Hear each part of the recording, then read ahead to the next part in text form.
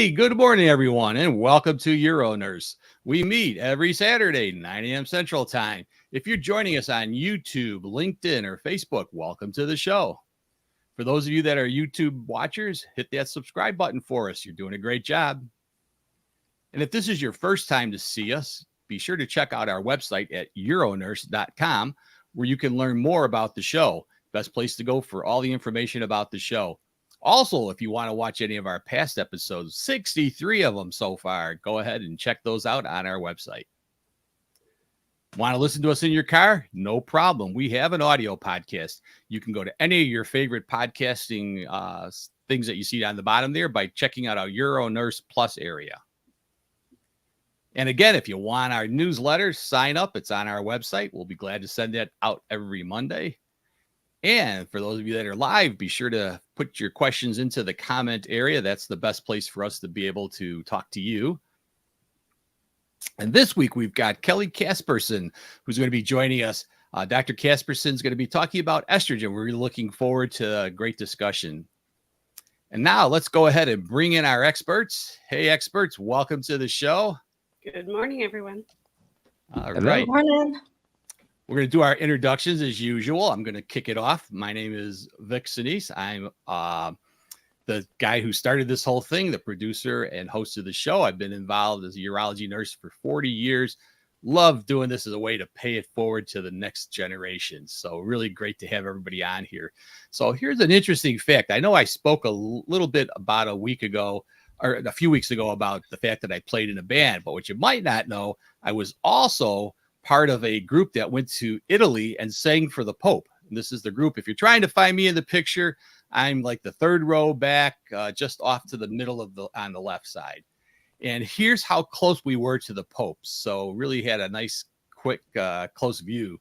But it was a neat experience to add to my musical talents to be able to be part of a choir that sang for the Pope in Italy. That was Pope John Paul. It was in 2000. All right, let's bring in our next panelist. Lori, go ahead and give your introduction. Good morning, everyone. My name is Lori Atkinson. I'm a certified urology registered nurse. I've been in urology for 25 years. I currently work for Northwestern Medicine in Geneva and Winfield, Illinois. I have more of a story today, and I'm hoping Dr. Lynn could shed some light on this.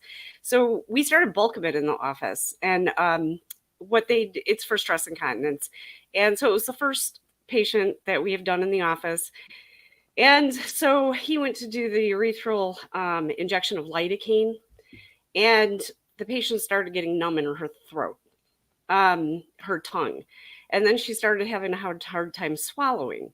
Now, would you think it's an allergic reaction? Maybe at first, but we had given her a ceftriaxone injection about a half an hour prior with lidocaine in it. And this was when it was being instilled.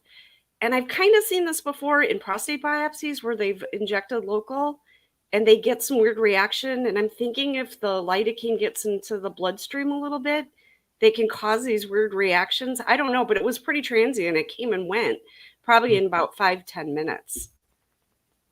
Wow. I was curious if you had ever heard that before. We didn't have to do any intervention. She was fine, but it was, and I'm thinking it's the lidocaine that went in, and I don't necessarily, and she's had lidocaine before. She's had this procedure done before. Yeah. Just when you think you see everything, something comes up, right? It's very strange. And of course, it's the first one in the office. So we're like,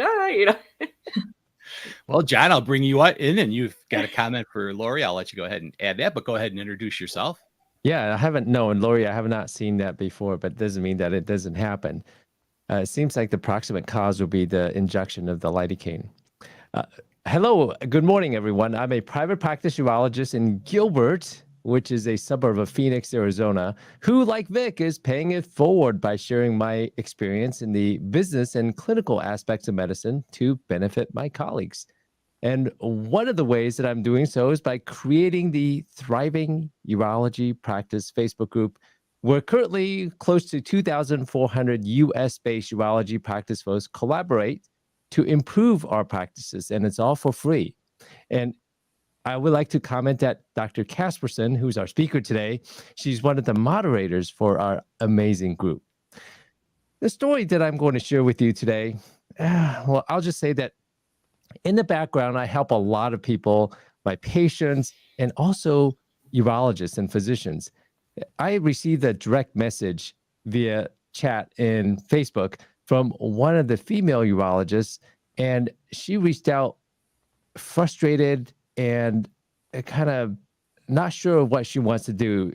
She's in a toxic type of a employment environment, and she is thinking about either transitioning to something that is not urology related or doing something that is completely outside of medicine.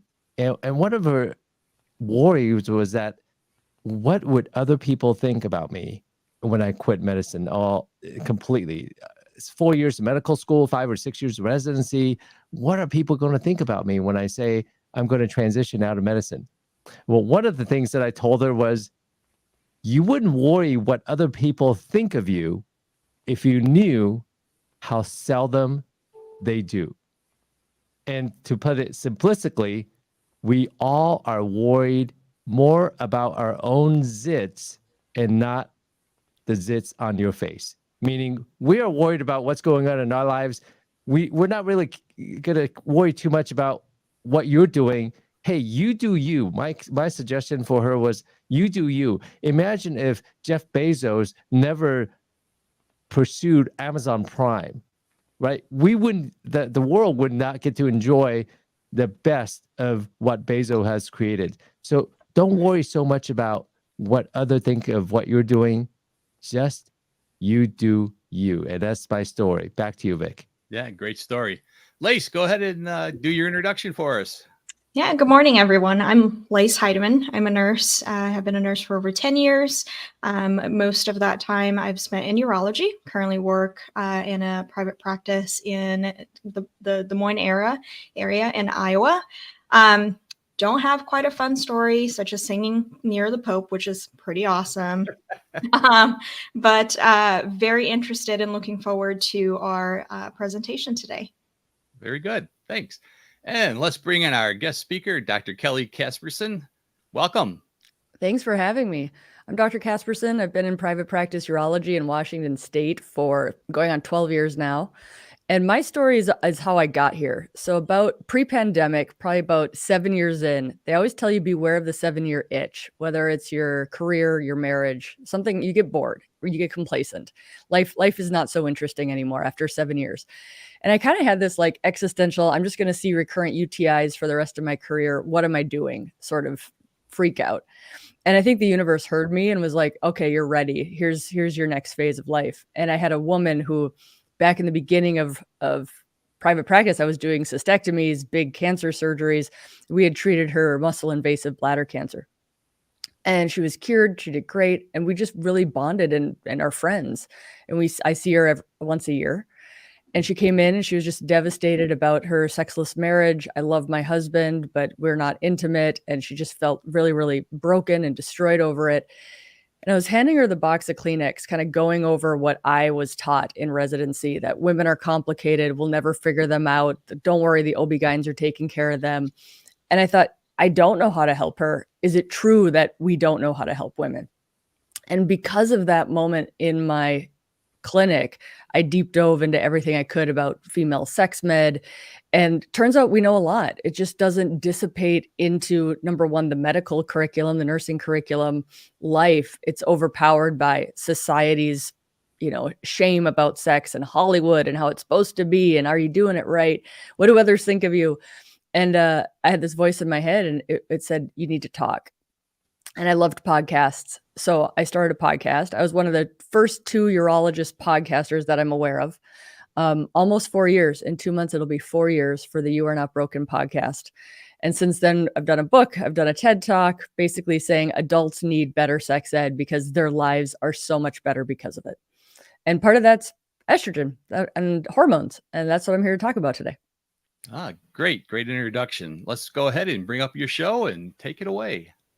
Awesome. So I was asked today to talk about estrogen, vaginal estrogen, kind of safety, reasons to use it, just in case anybody's living under a rock and not using this in their urology practice. And this is what I tell people. To me and my urology colleagues who do this, we give out estrogen probably at least 10 prescriptions a day. But for people who aren't, these people are coming into your practice. You're just not seeing them and you're just not treating them. And so really part of this is to say vaginal estrogen has a huge role in the urology practice. And if you're not using it, either you have a male only practice with no vulvas and vaginas, or you're under treating your population. And this might not be something that we were taught in training. So I think back, I struggle to think, was I using vaginal estrogen as a treatment in residency? So I learned it too. It's very easy. And I'm going to give you some tips and tricks about it today. And we've got the chat box open, so feel free to ask clarifying questions if you need. So we're just going to talk about vaginal estrogen today. We do not have time to go into systemic estrogen. So this is pelvic localized estrogen that is only in the pelvis. So when doing a lecture on genital urinary syndrome of menopause, you have to bring up Betty White because she is hilarious. And she did a bit on Saturday Night Live about as bakers get old, their muffins get dry. And it's very funny if you want to go watch it. So I'm on the internet. I just hit 45,000 on Instagram today, which I think is a big deal. And I see over and over the myths about vaginal atrophy and pain with sex over and over. And I did this post a while ago now because so many people think if you have kids, it protects you from it. Or if you're have high adiposity, it protects you from it. None of this does. This is an aging hormonal issue. But the myths, because our education is so bad, the myths abound. So here's a standard urology patient that comes into every clinic in America. Chief complaint, overactive bladder and recurrent UTI. Got a 78-year-old who comes in with overactive bladder symptoms. She's tried oxybutynin, didn't have any benefit for it. She's also having symptoms of UTI 3 to 4 times a year. Sometimes the urine culture, we'll just make it up. Sometimes the urine cultures come back positive and sometimes they don't. And she stopped having sex several years ago because it just hurt too much.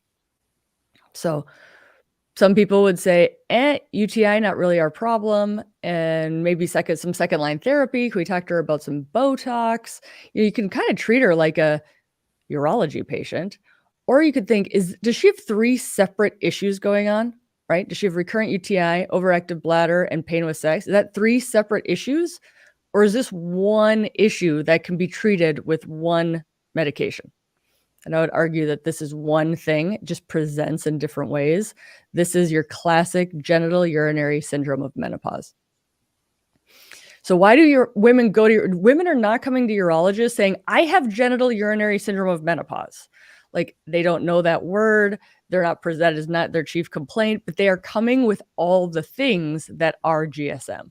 Getting up at night, recurrent UTI, burning with urination, peeing razor blades. A classic one I see because people are very bad at doing physical exams these days and age is it burns down there and they get an antibiotic for it over and over and over. It burns down there and they get an antibiotic for it. Nobody's done an exam, looked at her vulva, looked at her urethra, seen the classic hormonal changes of GSM, and they're treating this with antibiotics. Which I don't have to tell you, we're overusing antibiotics and they have side effects. So the senile vagina was in the 1980s. I just gave a panel on menopause in New York City and they were like, talk about how GSM is so much better than saying vaginal atrophy. Because that's kind of people's argument. And I'm like, well, yeah, but before vaginal atrophy, it was called the senile vagina. Like it's way better than that.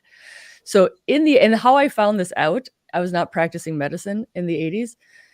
But I was going down a rabbit hole for a podcast about the use it or lose it myth, which is a whole nother presentation. But so many women are shoulded into having vaginal penetrative intercourse. Otherwise, they're going to lose it, right? As if putting something in your vagina prevents atrophy.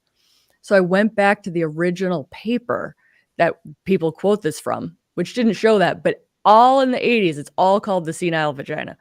So my argument is vaginal atrophy was at least better than the senile vagina. And GSM is better than vaginal atrophy. And the reason why GSM, they coined that in 2014, because it actually describes what's happening and why it's happening. Whereas the senile vagina and vaginal atrophy don't explain the conditions to you.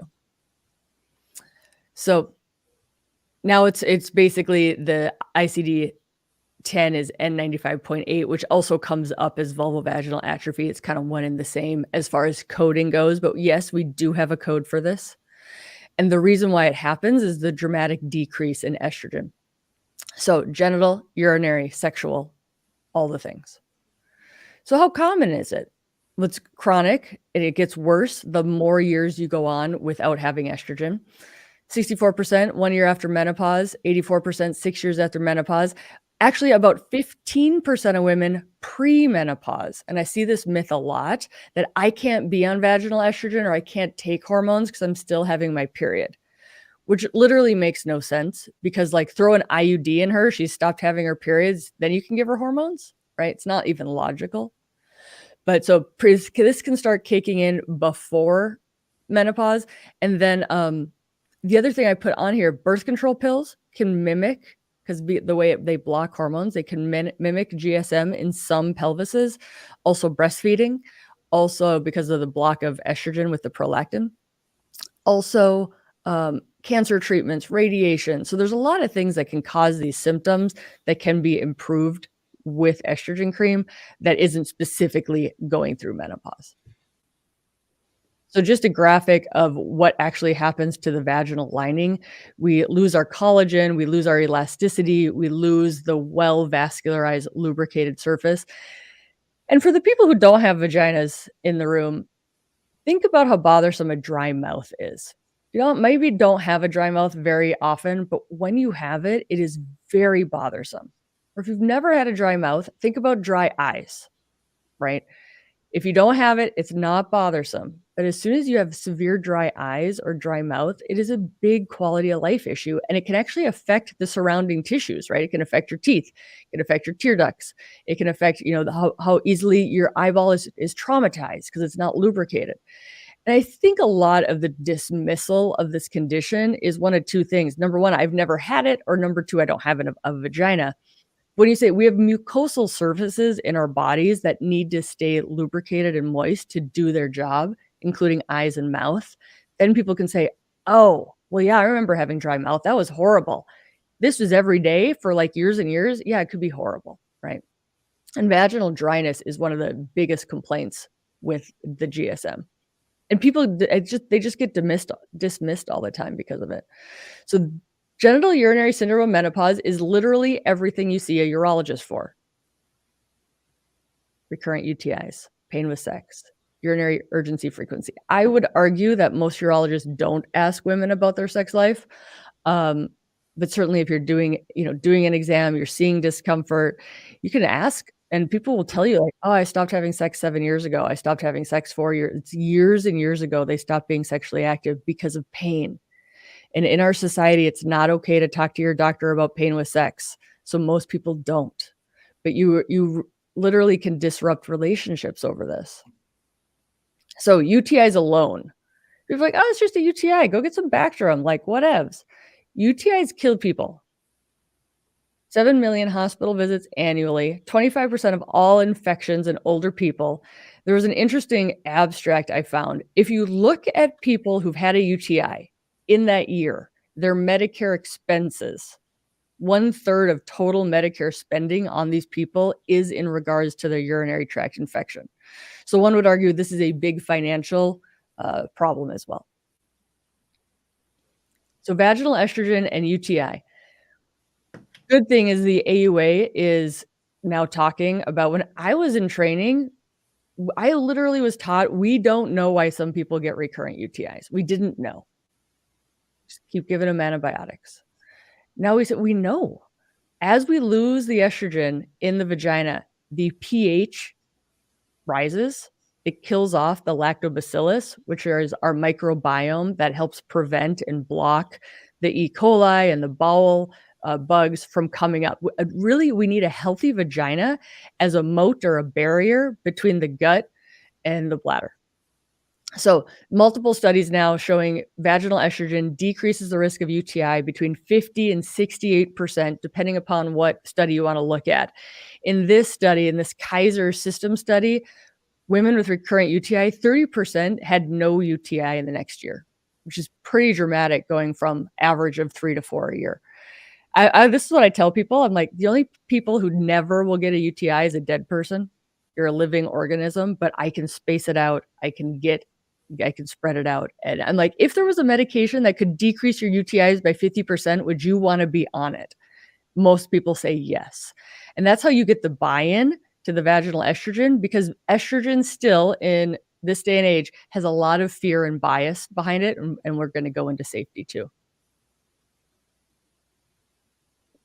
So again, looking at our national guidelines on uncomplicated recurrent UTIs, clinicians should recommend vaginal estrogen to reduce the risk of future UTIs. So I'm going to tell you the story. Because of my platform now and the podcast and the Instagram, I see people from around the nation and Canada. This woman came to see me from Louisiana. She was seeing a urologist, I'll say a male urologist. And he had diagnosed her with embedded UTI, which the experts are still like, I actually texted my friend who's like writes the papers. And I'm like, is embedded UTI a thing? Or are we just calling this a thing? Like, is this actually a thing? And people are, So she was diagnosed with embedded UTI from her urologist.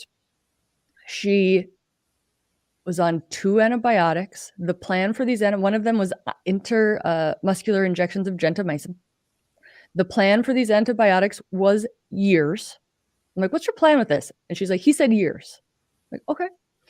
And then I did a physical exam. I call this the Dr. Donahue principle. He was an older attending in my residency. And he harped on us over and over again. He's like, what did the physical exam show? Did you do a physical exam? Over and over and over again. And by golly, he is absolutely right. You do a physical exam on this woman. She has a prolapsed urethra, a red, tender vulva. She's examined her back. She's got tailbone pain, constant burning. Asked her about her sex life. They stopped being intimate over this. She was going around injecting antibiotics for years for an embedded UTI. She was 58. I said, you have GSM. You need some hormones. And she said, could it be that simple? And I said, yes. And she's like, is it possible I don't need to be on all these antibiotics? I said, yes. Physical exam and listening to your patients is basic and simple, and the right treatment for the right person can save lives. So what about our bread and butter of anticholinergics as, our level 2 for overactive bladder? Switching urology problems here. Anticholinergics has been our bread and butter. We know they're contraindicated in age greater than 65 by the Beers criteria because of their association with dementia and falling. Yet our insurance companies demand us use at least 1, if not 3, prior to going on to third-line therapies. We have one study randomizing the estrogen vaginal ring versus oral oxybutynin for treatment of overactive bladder. Equivalency. Why does no urologist know about this paper? Because it's published in the menopause journal. Urologists besides me are not reading the menopause journal. This has not been replicated since. But to me, I'm like, you can either drug the bladder with an anticholinergic or you can restore function. The bladder and the pelvis and the vulva and the vagina became what they became because of estrogen. When you take it away, they start to atrophy. They start to weaken. They start to become dysfunctional. You're literally restoring function with the vaginal estrogen versus drugging it. So my overactive bladder, you can't get out of my office if you have a vagina and overactive bladder without some form of vaginal estrogen. So my big wish with this is if insurances allowed me to fail estrogen cream to get to my third-line therapies. That won't happen, but that's my dream. What about erectile dysfunction and penile implants? Let's talk to the urology people who only see men. 90% of people with penises want to put their penis in a vagina. The average person who has erectile dysfunction and penile implants is an older male. Now these people, so my partner does IPPs. Guess who comes and sees me 6 months after the IPP? Because they've never used it. Right? The couple. We are under-treating the man if he wants receptive penis and vagina sex. And they're starting, the Journal of Sexual Medicine published this, I think this year.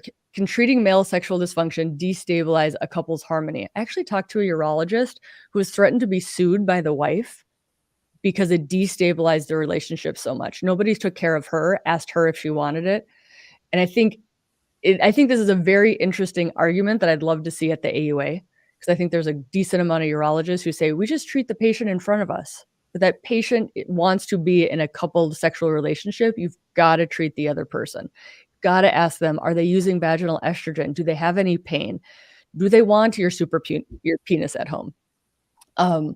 Really, really interesting conversations I think that can be had. But when I see men in my office, I ask them, I'm like, has anybody taken care of her? Do you know if she's got any issues? Is she receptive to you coming home with Viagra?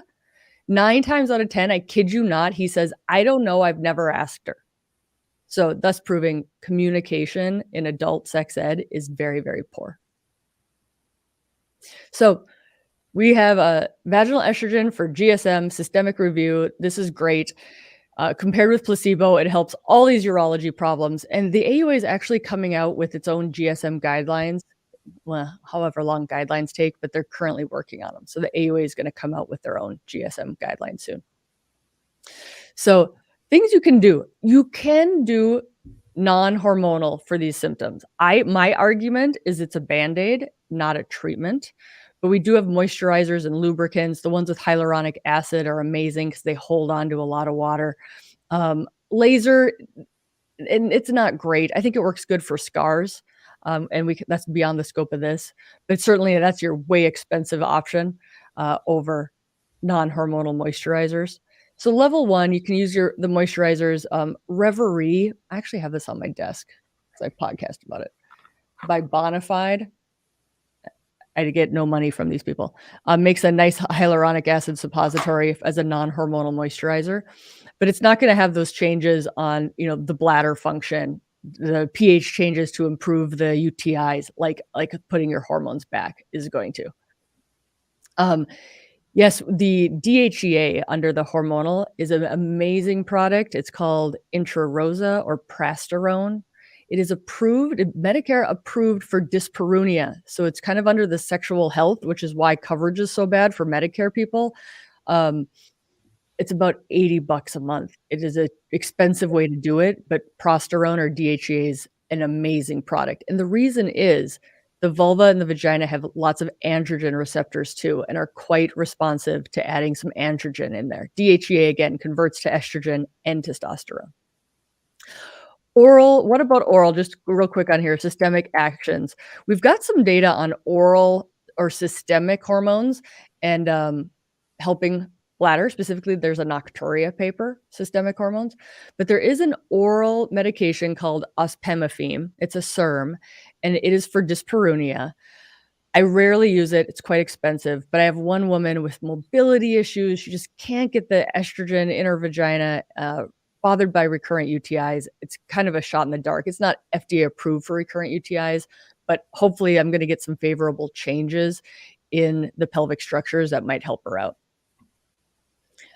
So vaginal estrogen, therapeutic standard, I would say, for GSM.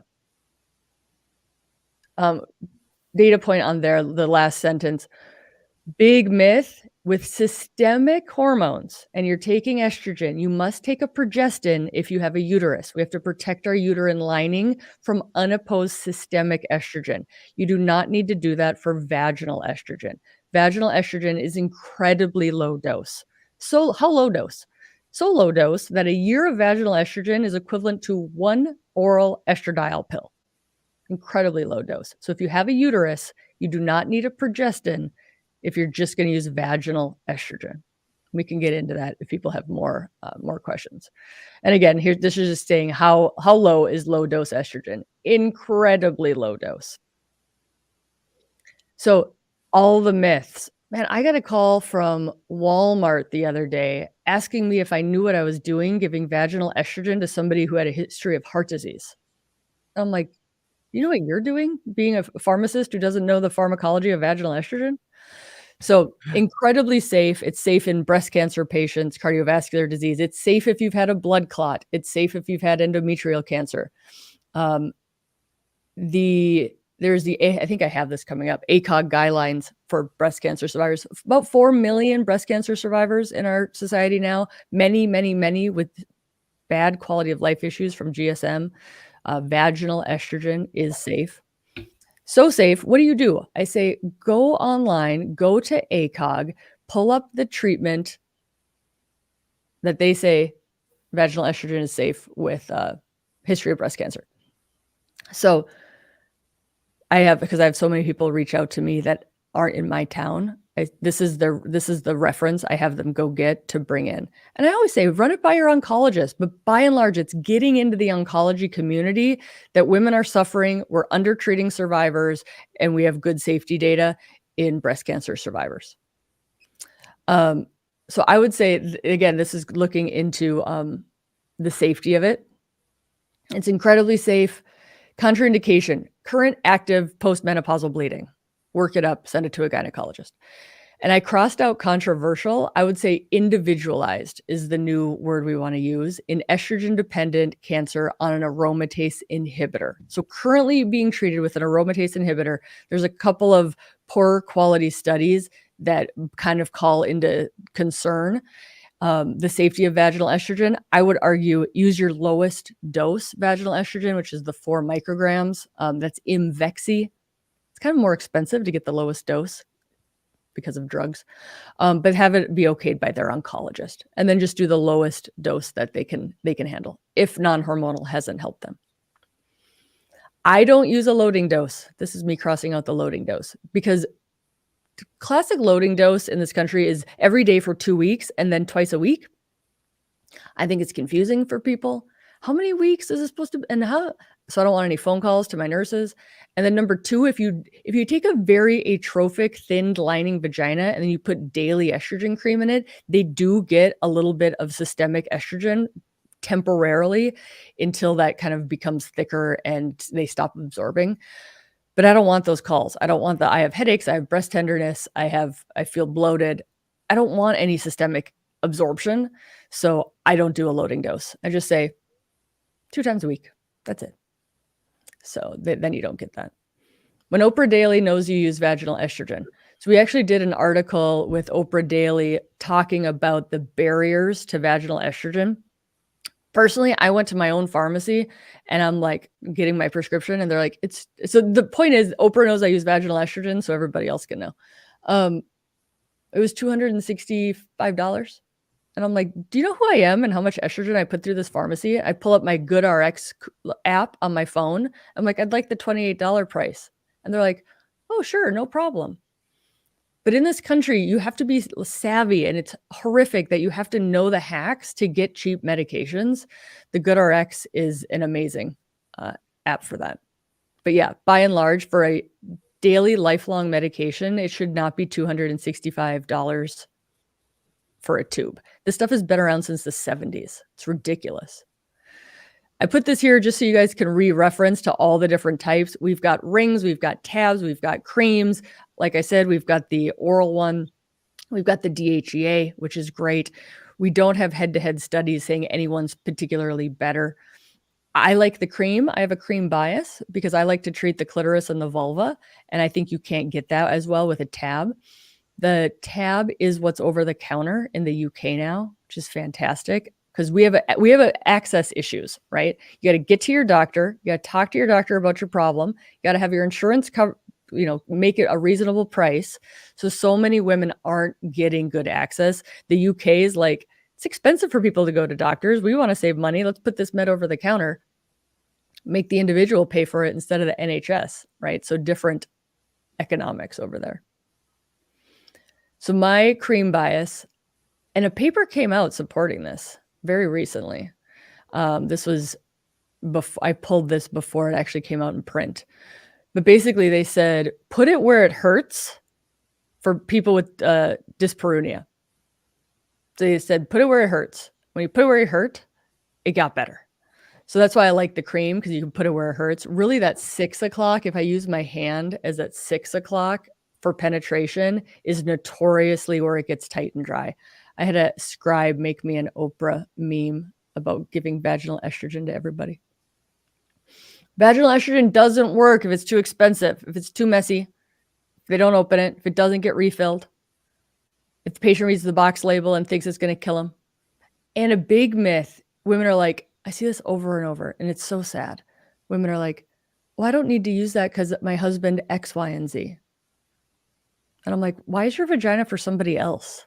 I just call them on it because it's such bullshit that people think their vagina, they shouldn't take care of their vagina because somebody else isn't using it. Like, that is full of societal bias.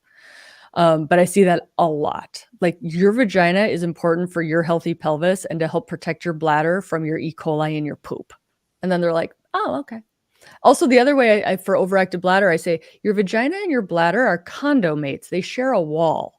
It's really hard to put medication directly into the bladder. So we put it in the vagina before you go to bed, that it gets into the bladder. And then they understand it. So you really have to explain this to people. Take it one step further. A lot of people don't know the words for vulva and vagina, right? So don't assume that as much as you know about the pelvis and hormones, that they know that it's safe, that they know it's for their bladder, that they know it's a lifelong medication and not just for the 1 month of the tube. Prescription cost hacks. Mark Cuban, Cost Plus Drugs, fantastic resource. In Epic, if you use Epic for your prescriptions, in Epic, you type in Mark Cuban's Cost Plus Drugs. And in there, you have to type in your patient's email, because that's how they contact the patient and match it up with the patient going on the forward-facing website and setting up an account. GoodRx is awesome. Amazon Pharmacy, again, another cash-based awesome option for people. Because this is a lifelong medication. Your estrogen doesn't go back up after menopause. It stays low. This is the other thing I like to tell people. If they have a male partner in the room with them, I look at the guy. Let's say the guy is also 58. Look at the guy and I'm like, he's got more estrogen in his body right now than you do. And they're like, what? And I'm like, yeah, a man's estrogen's about 30 to 40. A female postmenopausal estrogen blood levels around 5. And they're like, oh, and I'm like, I'm not trying to even raise your estrogen level, but estrogen is very, very safe. Whole nother topic about the Women's Health Initiative and systemic hormones, but I'm happy to answer questions. Estrogen does not cause cancer. It's very safe. And you must use vaginal estrogen until you die. It sounds kind of harsh. So I started tailoring my pitch. I'm like, you need to use this until 3 days before you die. And then there was a daughter and her mom. They looked at me and they're like, but how do we know when we're going to die?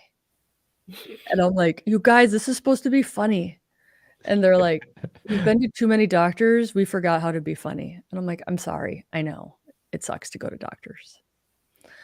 Okay. So lube is for everybody. If they're sexually active, vaginal estrogen is a preventative medicine. The big, I think, question that I have that we do not have studies for is, what is the role? Congratulations, you're 50 years old. Here's your mammogram. Here's your colonoscopy, and here's your vaginal estrogen. Why in traditional medical practice do we wait for somebody to have a disease before we try to fix it? What if we tried to not have them get the disease or the disorder before we tried to fix it? It's like we put on sunscreen because we don't want skin issues. Why don't we start using low-dose vaginal estrogen? So it'd be a long study. It'd be a preventative study. It'd take years. But me and a couple of my friends we're doing our own home study on this. Why wait till you have overactive bladder and UTIs and pain with sex? It makes no sense to me. Your estrogen's low. You can replace it locally. It's got an excellent safety profile. You can get the medication for cheap. Why not live your best life? All right, guys, that was my run through. So we leave plenty of time for question and answer and discussion.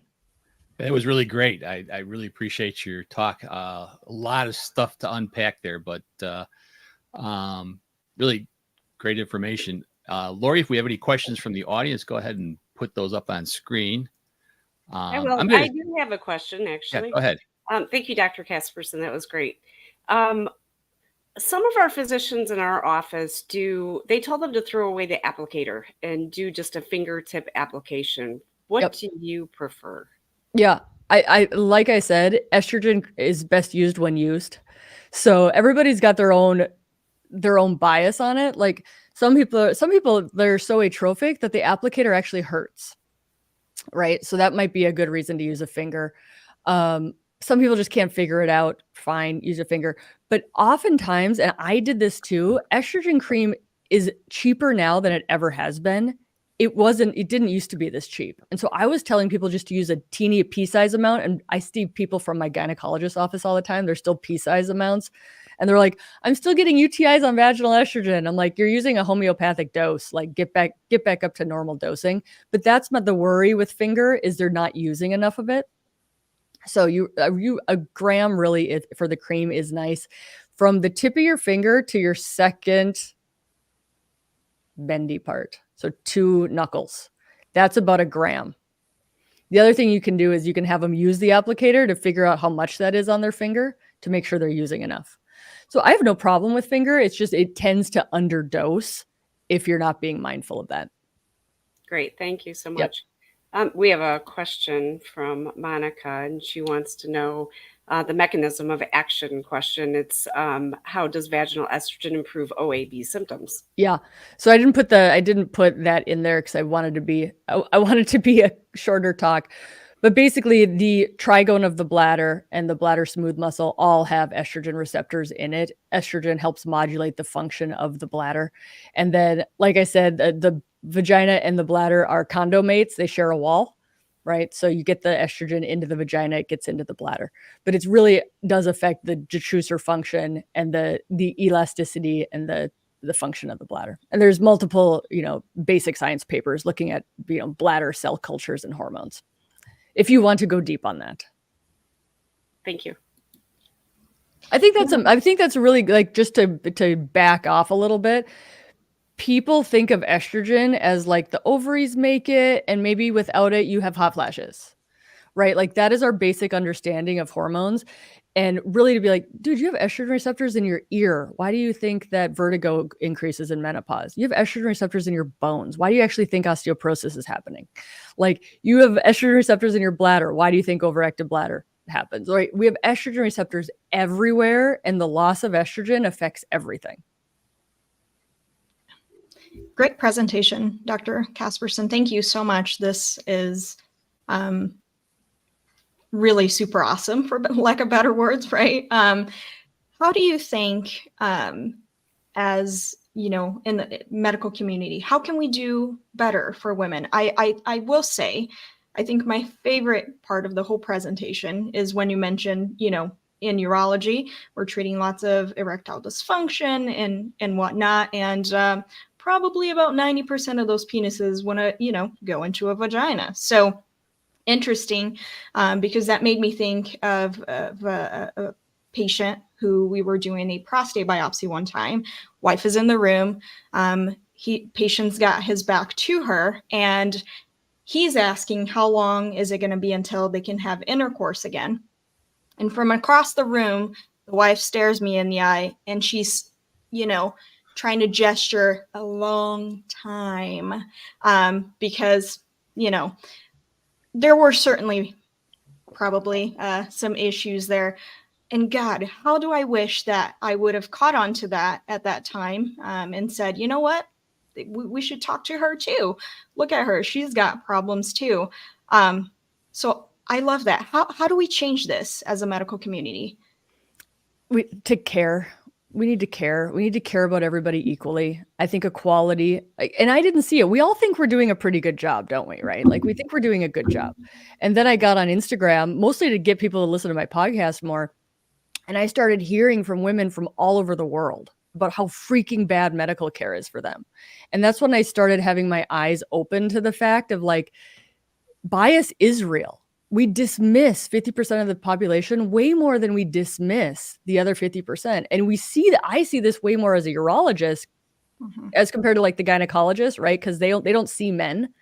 Sure. But I would never look at a man and say, I'm sorry you have low testosterone and erectile dysfunction. Sucks getting old, doesn't it? Have you tried some wine and acupuncture?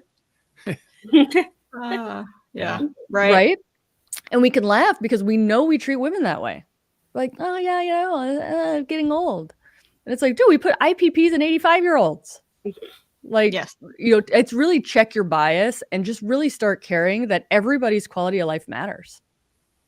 Yeah, no, that's great. Thank you. And let me tell you, the women who come back after vaginal estrogen and their lives are changed by it, you're winning every single day with like a simple med that's over the counter in multiple countries. And it's your level 4, right? but Sure. like, meaning, you get paid to do this. So you're the hero. Like, it's such a rewarding part of medicine. That's awesome. It's Thank very you for cool. sharing. Yeah. Converting women going from incontinent to continent, changing women's GSN symptoms and improving and eliminating them with topical estrogen, or helping a guy void better after treating his enlarged prostate. These are some of the most grateful patients.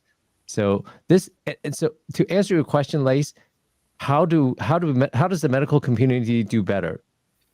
We can do better by being more educated about the safety of estrogen. And also, as Dr. Casperson said, check your bias.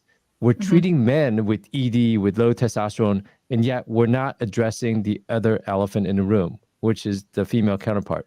And as Dr. Casperson will gladly tell you, and I freely tell my patients, couples or the guys in the room, over 70% of the time, the female orgasm does not involve the penis in the vagina. It's nice if you do it, but we need to understand that sex is biopsychosocial. It is not just penis in a vagina. Sure. Huge.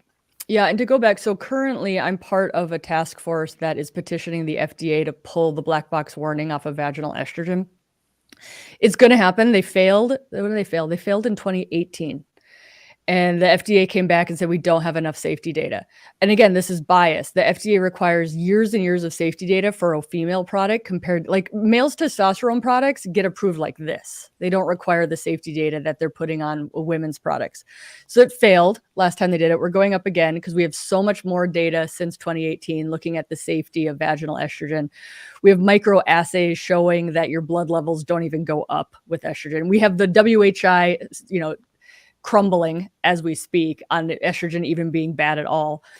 So I think it's going to happen. But if you pull out it just for fun, if you get your hands on a vaginal estrogen prescription, you pull out the FDA black box warning, it says probable dementia on a vaginal estrogen packet.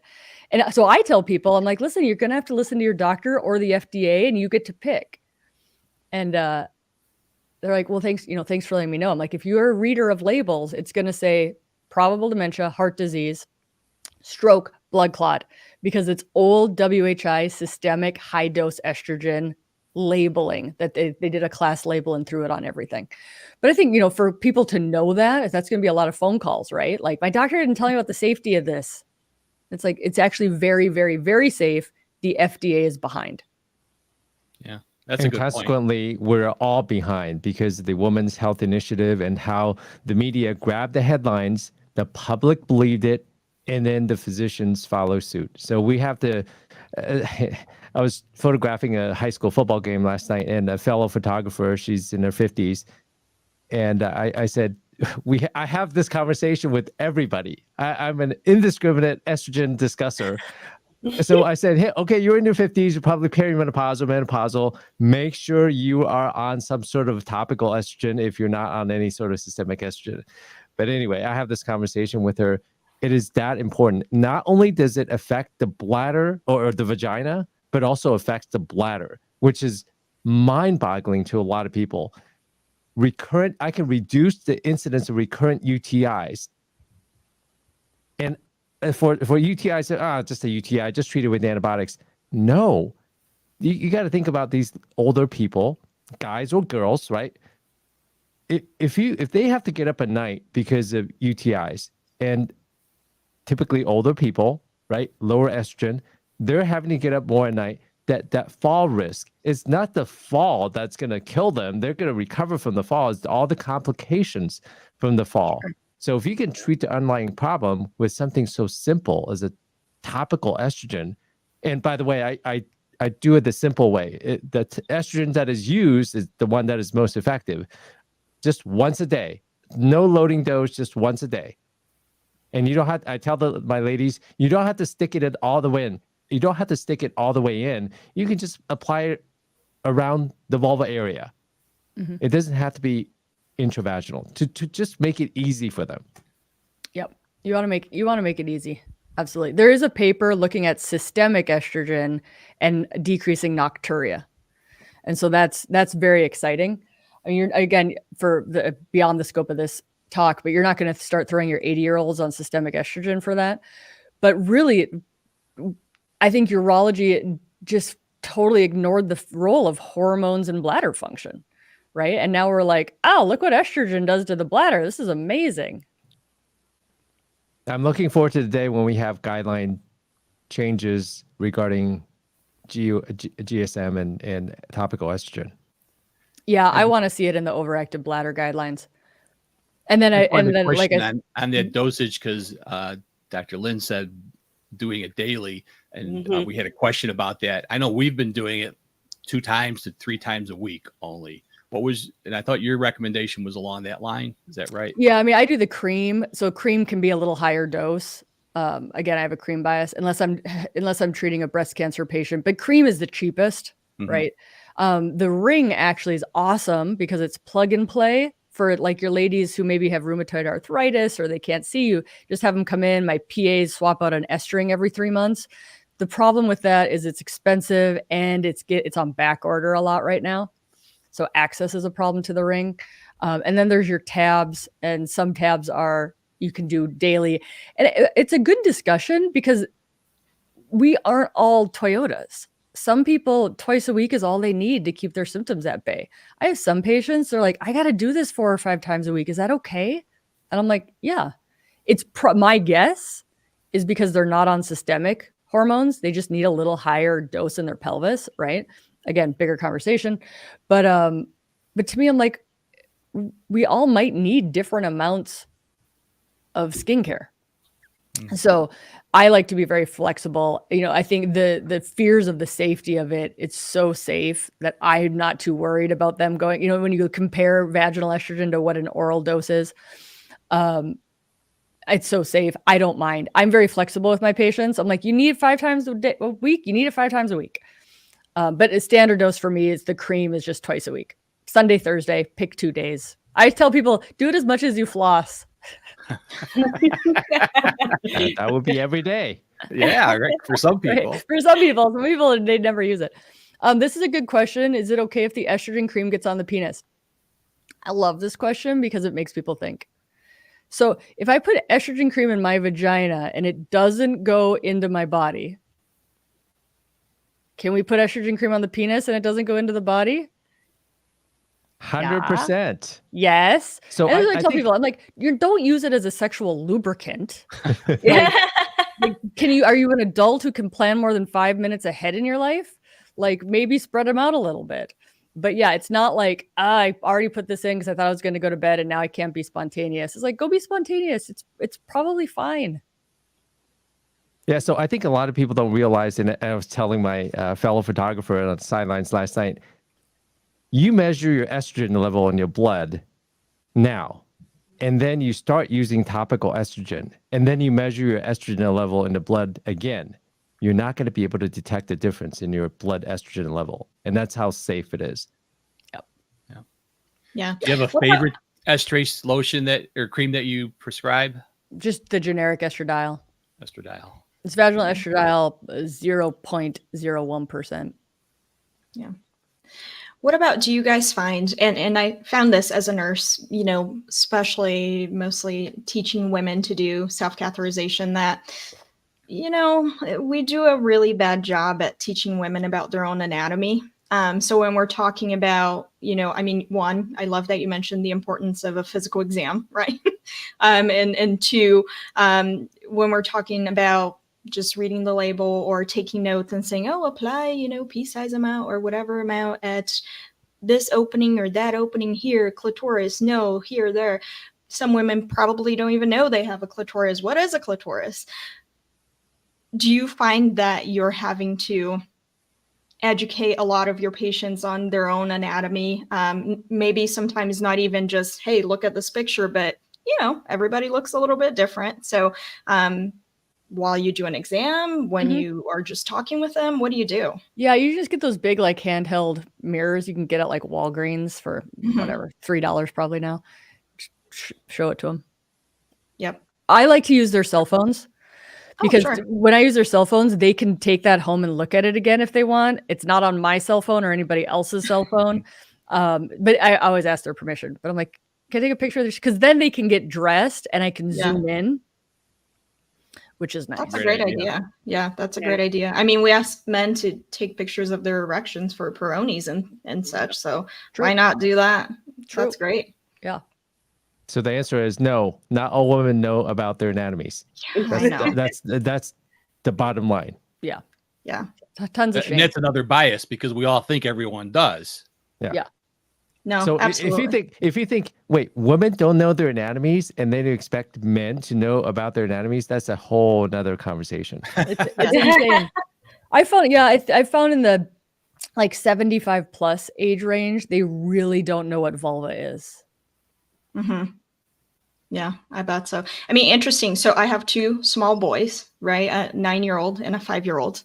And my 5-year-old is definitely a very curious one who really wants to know, first off, why women pee off their butt, right? And so I had to try to explain that's not, I don't pee standing up because of this, but there's a different hole. And, just, I mean, I don't know, I guess, how other parents do it, but in my household, we use anatomically correct, verbiage. And I'm sure everybody it's- uses anatomically correct pictures too, right? right.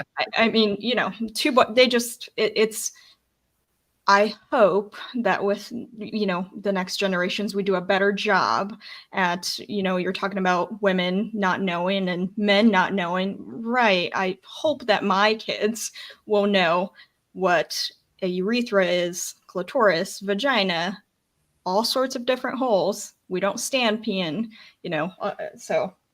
Even though you Very interesting can stand Yeah. to pee, but you don't because it's Right. that's just what it is. Hey, before we end, I just want to give a plug to Dr. Casperson's amazing podcast, You Are Not Broken. If you want a deeper dive into this and other conversations, last week was about butt play. Yeah, so if that doesn't intrigue you, definitely listen to a podcast. I did a good job on that one. That was rapid Phenomenal. fire It's Q&A. great. It's great job. Great job. Great. I If you- did that episode because of a GI doctor, actually. I have a friend who's a GI doc, and he's like, listen, my hand's on the door and all the butt questions come up. And he's like, will you do a podcast for me? And I said, will you write me the questions that you want answered? Because I wanted to create an episode for him so he could be like, go to this episode. And so he didn't have to talk about it. Yeah, it's literally comprehensive. But anyway, It's comprehensive. That's just part of what she discusses in that podcast about female health, estrogen, sex, everything. Anything and everything you can think of, but you were afraid to ask and you didn't know what to ask. Back to you. That was really great. Well, that's getting to the end of our show here. I really appreciate everybody's comments today. Great show. Going to put a little plug in for next week. Next week, we're going to be live from Phoenix, Arizona at the SUNA meeting. Come look for UroNurse. If you're a fan, come and stop by and see me. We'll talk about the show in person instead of over this apparatus here. I'm planning to try to have I know I'm going to have a table set up near the registration area. Just look for my big banner. Got a banner to show where we're at. And stop by, talk to me. We'll get you on the show because I'm going to record some of this live. And if you haven't checked out the website over at at SUNA, check it out because they've got a really great area here where you can find out about the conference. You can pick out your itinerary, what you're going to see, load your handouts. It's really well done. And then check out this spot because I'll be spending some time on here, the who's here and chat and social wall and forum. This will be a good way for me to communicate with you guys as far as when UroNurse will be manning that table. I plan to be there on Friday during the exhibit hour times. So I'd like to have you stop by then. We are going to do our show. Absolutely do it on Saturday live. It will be at 7 a.m. Arizona time. So just so you know, our 9 o'clock Central time will be the same, but 7 a.m. for those. We'll have a lot of us are going to be there live, so you'll get to see us all together at the same table. Got a last question. I think what's the name of your podcast again, Kelly? Dr. Casperson's podcast is You Are Not Broken. There we go. Yeah, nice to see we got it up there. All right. Well, everybody have a great day. Again, thanks a lot for joining us at this great meeting, and we'll see everybody live in Phoenix next week. Bye. See you Bye. then. Bye-bye.